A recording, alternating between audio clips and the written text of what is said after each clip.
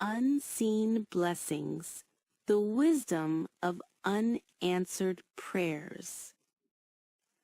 Ahmad was a hardworking young man who dreamed of leaving his small town to work in a big city.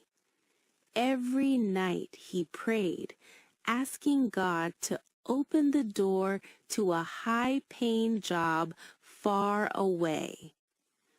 Weeks turned into months, but nothing happened. Ahmad began to feel frustrated and wondered why his prayers were not being answered. One evening, his father suddenly fell ill. The illness lasted several weeks, and Ahmad stayed home to care for him. During this time, Ahmad realized how much his family needed him and how precious these moments were. One day, while sitting beside his father, he thought, "If I had gotten that job, I would not have been here today." A few months later, Ahmad received an unexpected job offer in his own city.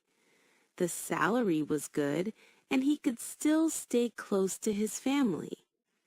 At that moment, Ahmad understood a powerful truth. Not every unanswered prayer is a rejection. Sometimes it is protection, and sometimes it is preparation. Moral: trust the timing of life. What seems delayed may be perfectly planned.